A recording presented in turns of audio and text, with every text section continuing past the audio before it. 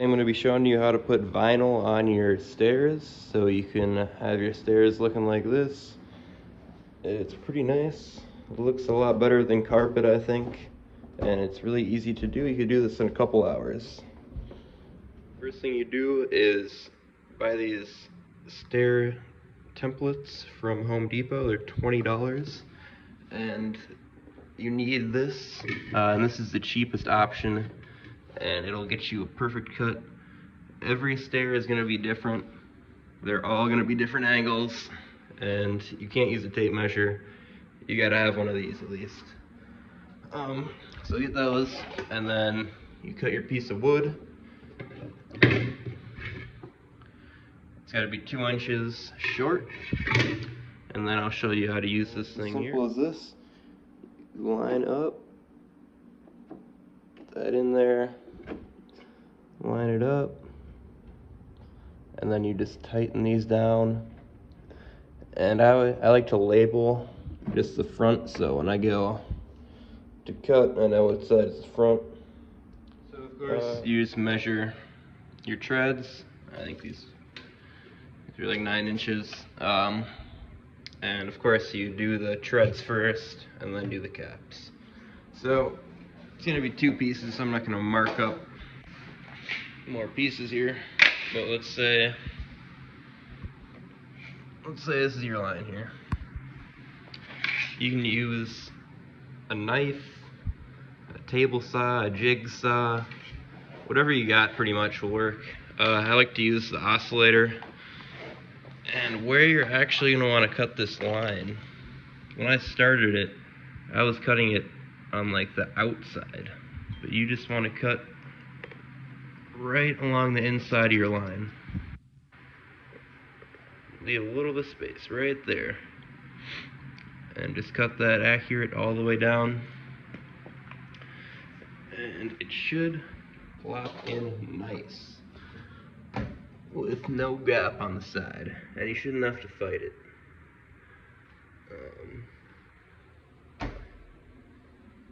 Yeah, that'll get you looking nice. Alright, now for the caps. You're most likely gonna have to special order these from the store that you bought your floor from. It took about a month for these to come in, and it was about $250 for all the steps. So pretty much what you do is measure the length with your template, and these angles won't matter too much. I just cut it on the chop saw, so they're straight. But what you want to make sure to do is tape off your line nice. Use more tape than this, get a couple pieces on your line, or else you're going to get chips like this, and you do not want that. Another thing, I ran out, so I had to use 2 pieces. You can barely see it, but don't worry, you can use 2 pieces, just wood fill in the middle, and I had to use 2 pieces right there. Not visible at all. And for these cuts, I got a little sloppy. These cuts, I just had an extra piece of quarter round, and I traced it out and cut it with the Oscillator.